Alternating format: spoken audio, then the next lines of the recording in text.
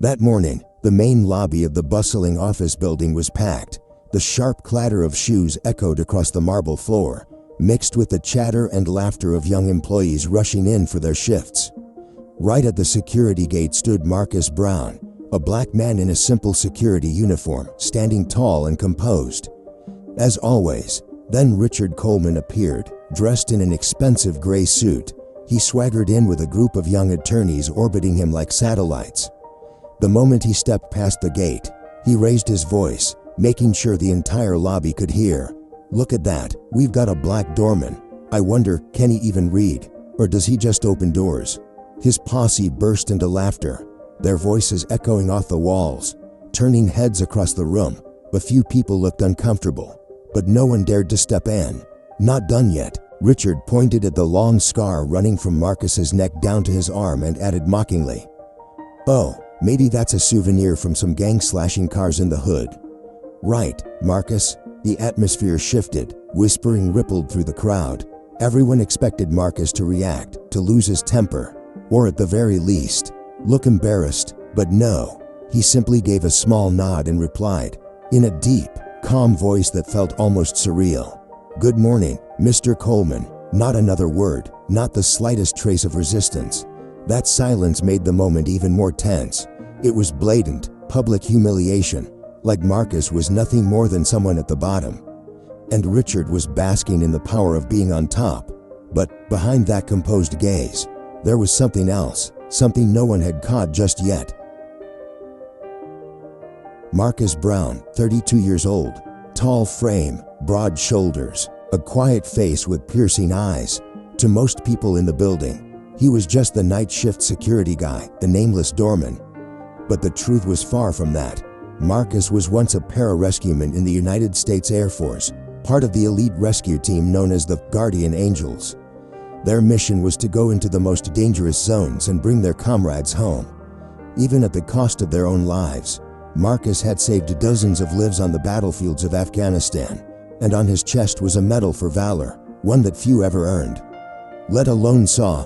But when he came back to civilian life, the world no longer held him in such regard. A mild case of post-traumatic stress disorder made it hard for Marcus to reintegrate.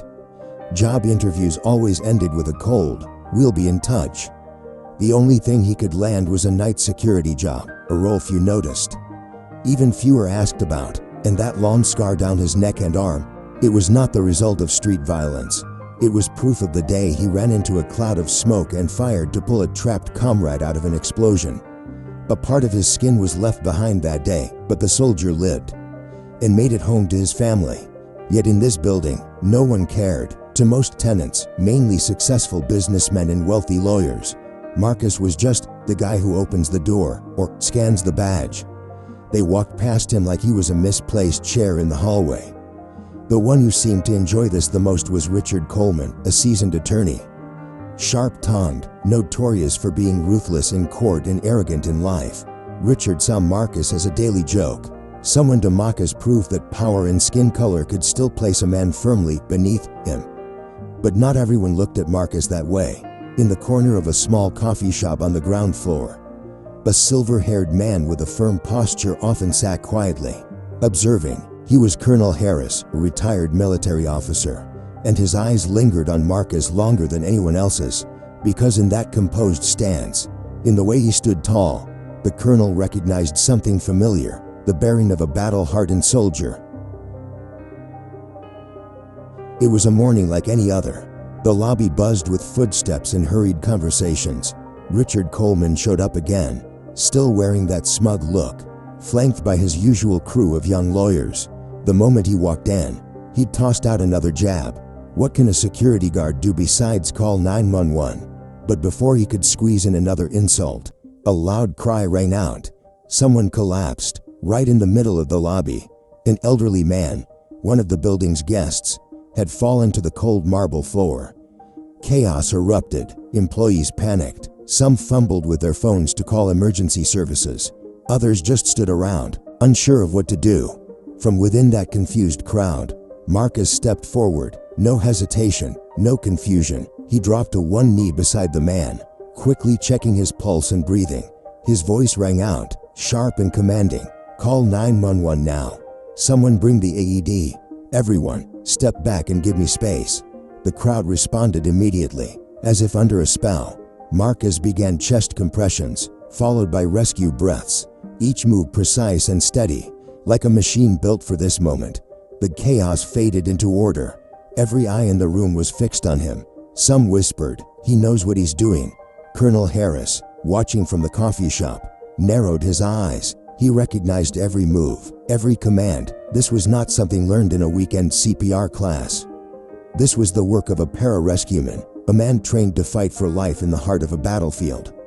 Minutes later, the unconscious man began breathing again. By the time the ambulance arrived, Marcus had already stabilized his pulse. The entire lobby erupted in applause. For the first time, all eyes were on the quiet security guard. With admiration, Richard stood in the back, face flushed with rage. His usual audience of followers now looked at Marcus with a newfound respect. Furious, Richard lashed out again. "Those scars, are they from a street fight or from prison?" Marcus looked up, sweat still on his brow. He stared straight at Richard, his voice low but unwavering. "From my job, but not the kind of job you would ever understand." Just one sentence, but it was like a spark catching flame. Who exactly was this man? Why was someone like that guarding a door? The life-saving incident in the lobby made many people start looking at Marcus differently.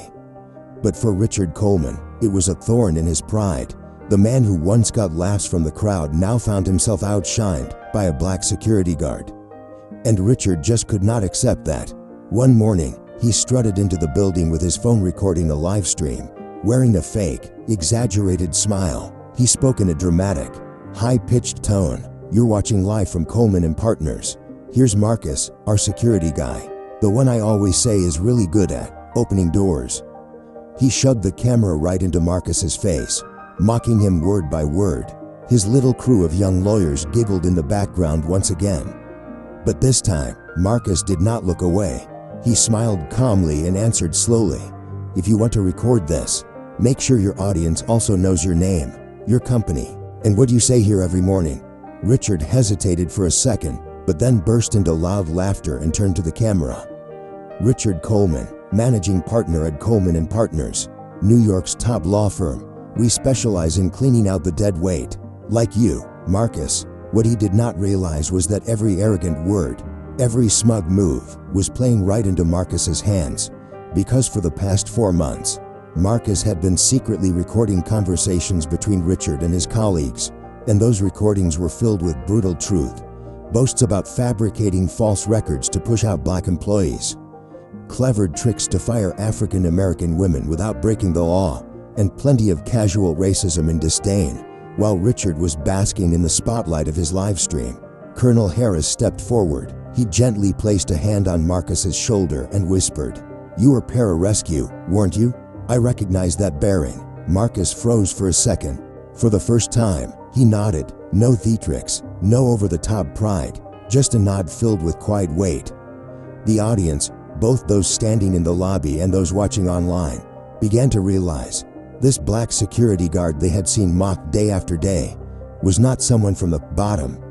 He was a hero who had once pulled his brothers out of fire and death. And Richard Coleman, he was digging his own grave, driven by arrogance and greed, while Marcus patiently waited for the right moment to turn the tide. Richard thought his live stream would be just another public humiliation for fun. But this time, the game flipped. Right after that stream, Marcus released a short edited clip from it on social media. His caption sent chills down thousands of spines. CEO Richard Coleman, publicly mocking a military veteran who saved lives on the battlefield. The internet exploded. Outraged comments flooded in. "He's a veteran, a hero, and that guy's nothing but a coward." Then Marcus dropped the real bomb, a series of audio recordings he had carefully collected over months. Richard's voice, crystal clear, boasting about getting rid of black women with loopholes and making up stories to avoid lawsuits. The evidence was undeniable, stripping Coleman and Partners of its polished image. Major clients immediately pulled out. Contracts were canceled overnight. The press jumped in. Headlines on the front pages screamed, top New York law firm caught in racism scandal. The Bar Association launched an urgent investigation.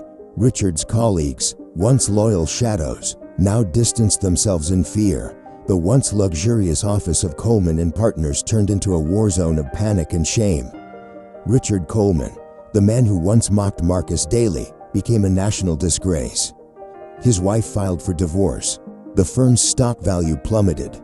The name once flaunted on magazine covers now flooded social media as a cautionary tale of arrogance and moral decay. In their final encounter, right there in the same lobby, Richard, now pale, trembling, stared at Marcus and choked out, Why didn't you tell me you were a military hero? If you had told me, I never would have." Marcus cut him off, his voice calm but sharp as a blade. "Respect should not come from a uniform. It should be automatic for every human being." The words struck like a hammer.